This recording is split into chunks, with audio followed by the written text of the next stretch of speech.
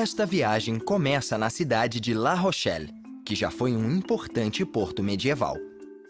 Do outro lado da baía está a maior ilha francesa na costa do Atlântico, Île d'Oléron. O caminho leva a vastas extensões das conhecidas fazendas de ostras da região de Charente-Maritime, perto da cidade turística de Royan. Ao longo do estuário da Gironda estão algumas das mais conhecidas vinícolas da França, incluindo a Château Margaux. Lá surgiu a garrafa de vinho mais cara que já foi quebrada. Depois da capital da indústria do vinho, Bordeaux, a viagem segue pela costa até a grande duna de Pila. Uma enorme montanha de areia que avança sem parar para o interior.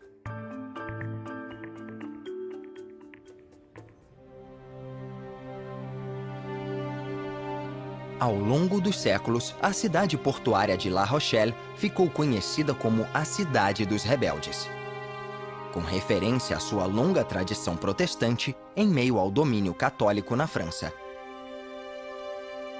Durante a ocupação nazista na Segunda Guerra Mundial, o porto serviu de guarnição para uma imensa frota de U-boats. Ele era tão fortificado que, quando as forças aliadas avançaram pelo resto do país, o porto resistiu até a Alemanha se render em maio de 1945. Apesar de La Rochelle não ficar na foz do rio, sua posição ocidental garantiu o sucesso como parceria comercial com o Novo Mundo. A cidade mantém forte ligação com o mar através de uma indústria naval considerável e esta marina dedicada ao lazer, a maior de toda a Europa.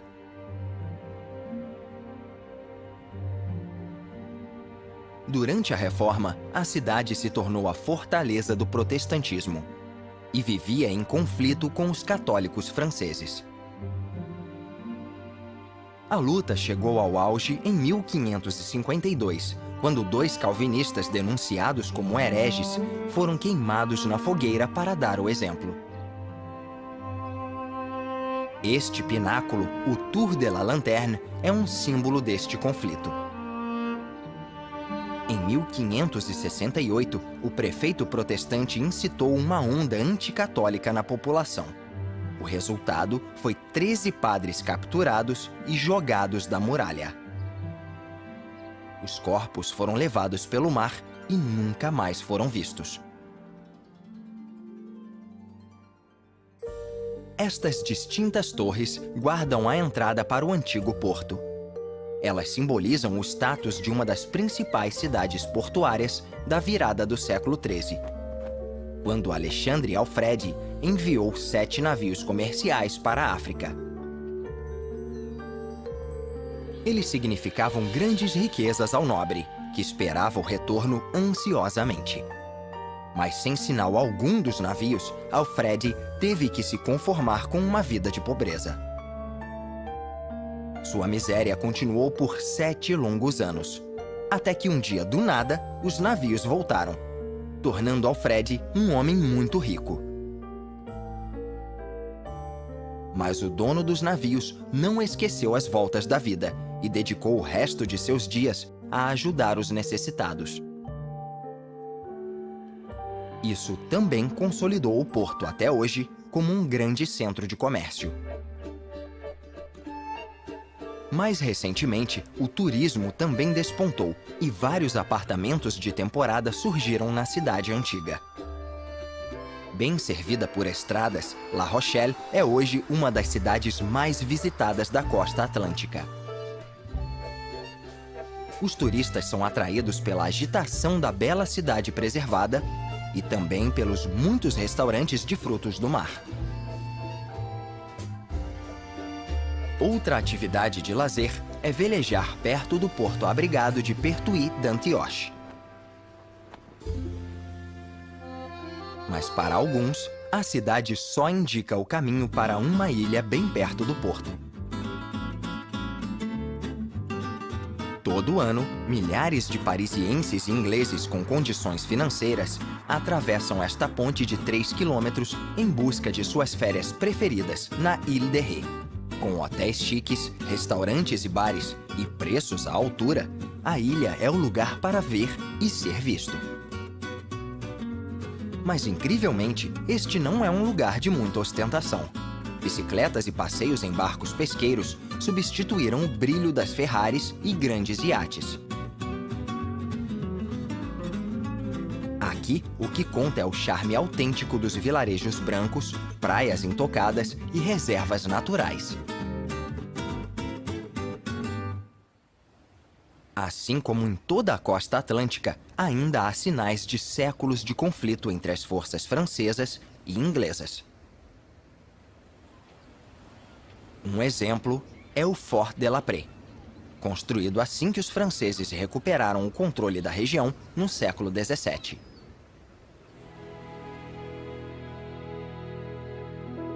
De volta ao continente, é hora de seguir o litoral de Charente rumo ao sul.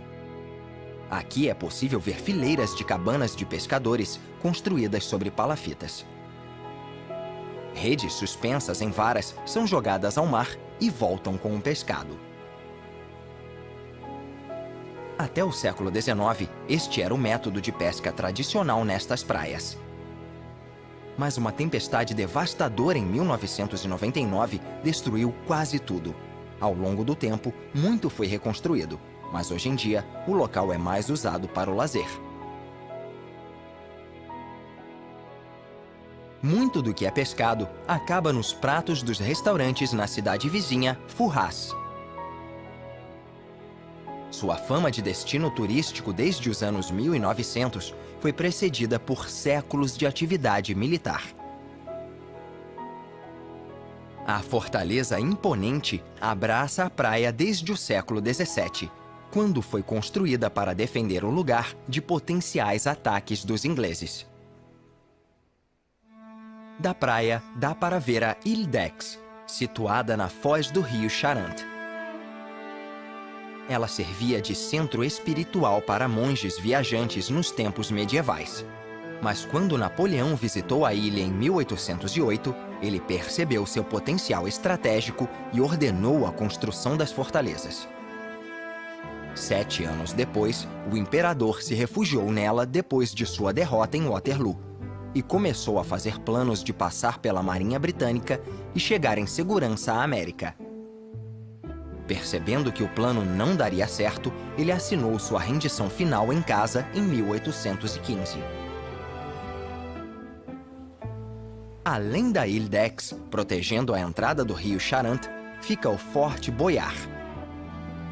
O conselheiro de Luís XIV alertou contra a construção, dizendo que seria mais fácil pegar a lua com os dentes do que tentar fazer um projeto num lugar desse. Ainda assim, a construção começou. Hoje, ela vigia a vizinha Ile d'Oléron, a maior ilha francesa no litoral atlântico e meca dos apreciadores de frutos do mar. Porque aqui, neste leito, é produzida a ostra Marraine Oléron, exportada para o mundo todo. As florestas de laranja, figo e eucalipto são abundantes e fizeram surgir o apelido Ilha Perfumada. Oléron também tem um importante passado militar, como podemos ver nesta cidadela do século XVII, construída para proteger a foz do rio Charente. A ilha já tinha lugar na história marítima no século XII, quando sediou os julgamentos de Oléron, as primeiras leis oficiais do almirantado no noroeste da Europa.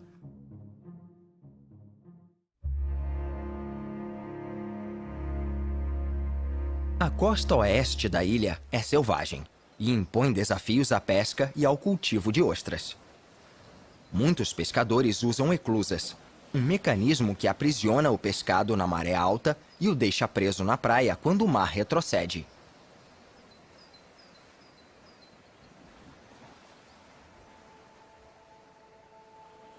Entre o litoral sul de Oléron e a França continental fica o Forte Louvois, também construído durante o reinado de Luís XIV.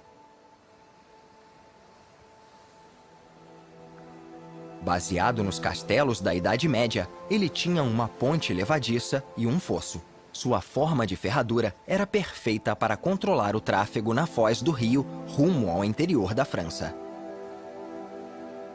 Hoje em dia, os 5 andares e o farol reequipado estão abertos à visitação para quem consegue atravessar o passadiço antes de ser pego pela maré alta. Tome cuidado, pois em 2010, uma grande tempestade, Xynthia, causou graves danos ao forte e levou a ponte levadiça embora.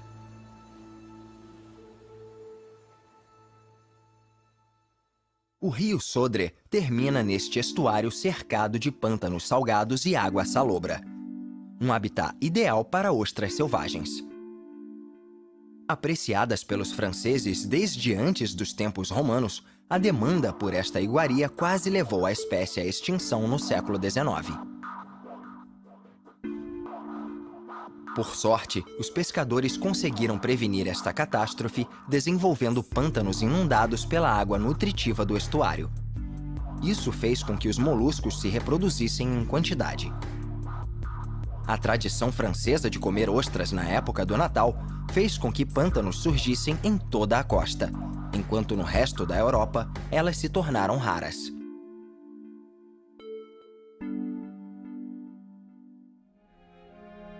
Mais à frente fica a cidade fortificada de Bruges. O litoral aqui fornece mais que apenas ostras. A cidade foi construída no século XVI com a única intenção de extrair sal dos pântanos para vender aos navios que chegavam do norte da Europa. No século XVII, a cidade foi fortificada como um bastião católico. A próxima cidade é Royan. Ela já foi um balneário costeiro muito chique. O centro da cidade foi completamente demolido por bombardeios aliados por engano durante a Segunda Guerra Mundial. Mas agora, prédios em estilo modernista convivem com vilas coloridas em uma mistura charmosa entre o novo e o antigo. A cidade está situada no estuário da Gironda, o maior de toda a Europa. Fonte de comida e comércio, a foz do rio sempre foi importante para a vida francesa. Tanto que alguns historiadores especulam que o estopim da Revolução Francesa foi causado pelo congelamento destas águas no terrível inverno de 1788, que causou enorme revolta popular.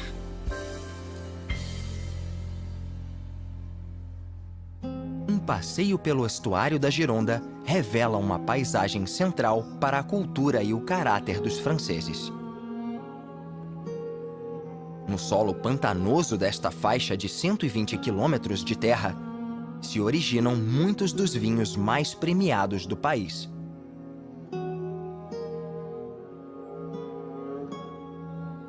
A Abadia de Saint-Pierre fica nas fazendas do estuário. Ela foi construída no século IX, muito antes de os vinhedos conquistarem fama e fortuna. Construída para espalhar a influência da cidade de Bordeaux, tudo o que resta são ruínas espalhadas em torno de construções rurais. Na margem esquerda do estuário fica Médoc, região famosa pela produção de vinho. Antes de os antigos romanos introduzirem o vinho, a área era formada principalmente por pântanos e florestas de pinheiros. A indústria decolou bem depois. Nos anos 1500, Henrique IV contratou engenheiros holandeses para drenar os pântanos e criar condições perfeitas para a viticultura. O gosto único do vinho tinto local é atribuído ao cascalho no solo, que retém calor e estimula as raízes das plantas. O maior símbolo da cultura do vinho francês é o Château. Para os milionários que compram estes vinhedos, isso vai muito além do vinho.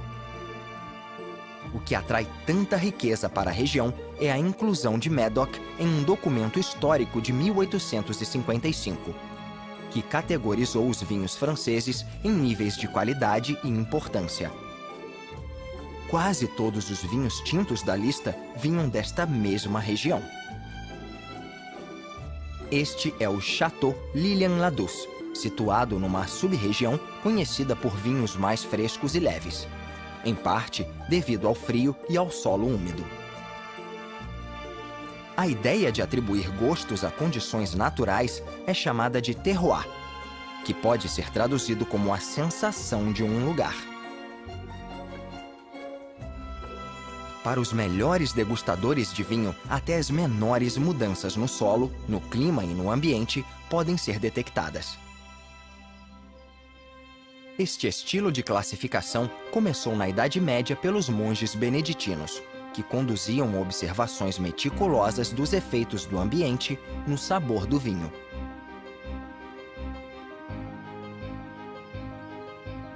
Algumas lendas chegam ao ponto de relatar monges que degustavam o próprio solo.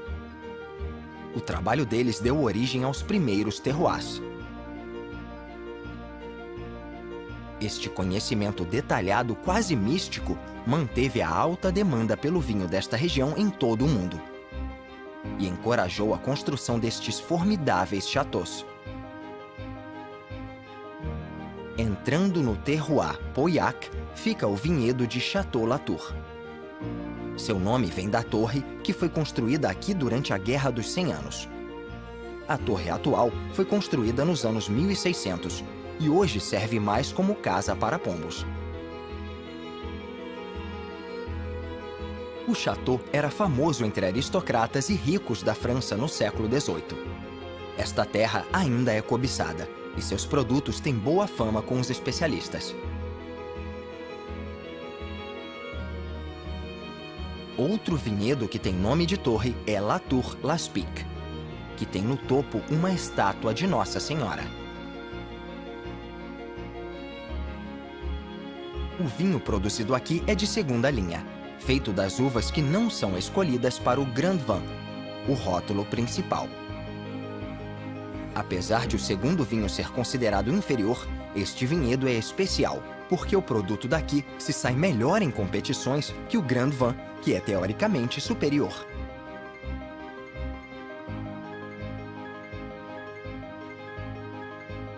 O Château Margaux foi um dos 4 vinhos a ganhar o Premier Cru, o status mais alto na classificação de vinhos de 1855.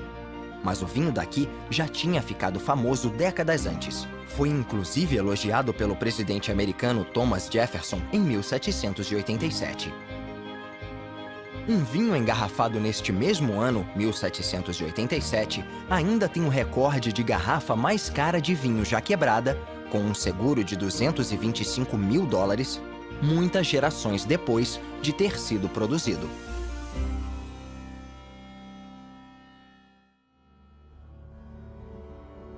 Do outro lado do estuário da Gironda fica a ilha de Patira. Ela servia de ponto de quarentena para os navios que chegavam no século XIX.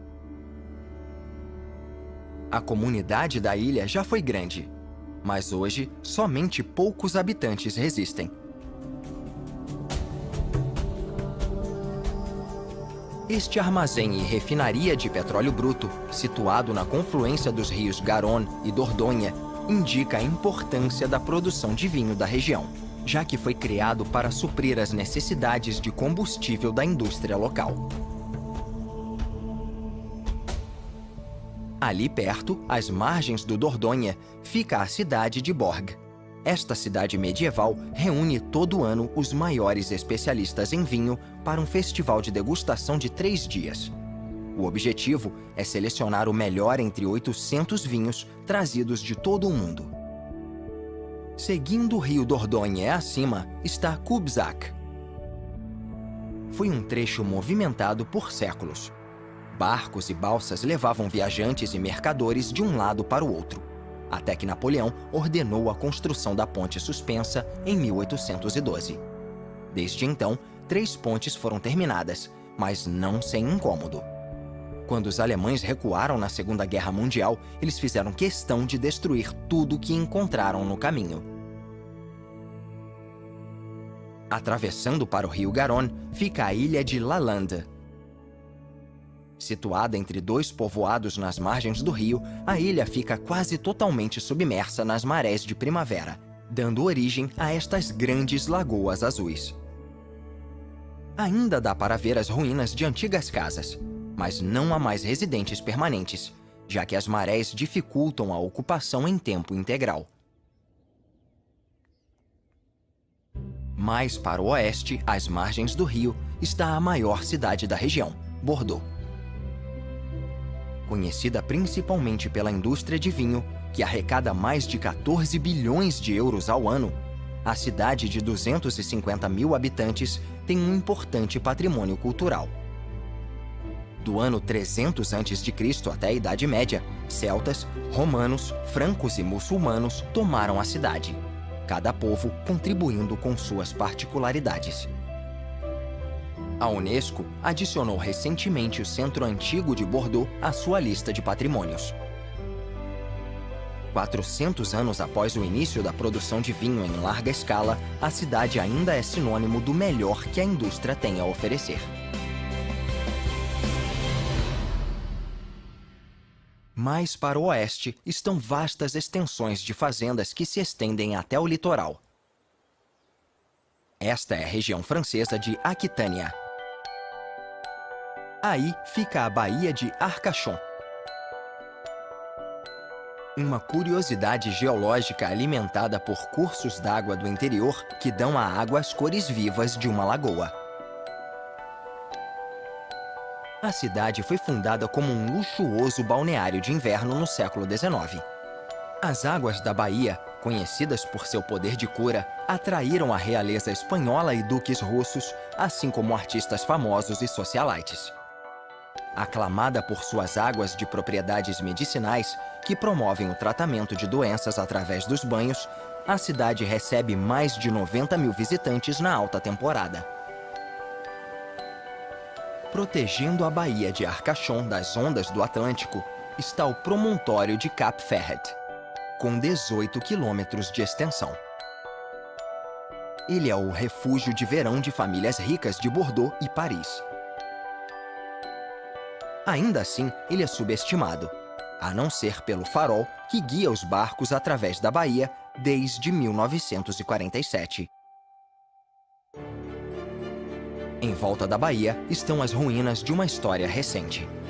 A Muralha do Atlântico de Hitler. Ela se estendia da Escandinávia até a fronteira com a Espanha, com casamatas, postos de comando e bunkers que protegiam a França ocupada contra as invasões dos aliados. Além do mar imprevisível e da costa cheia de obstáculos, a muralha ajudou a impedir uma invasão dos aliados. Seguindo os vestígios da Muralha do Atlântico, vem aí o último destino da viagem. Esta singularidade geomórfica é a Grande Duna de Pila.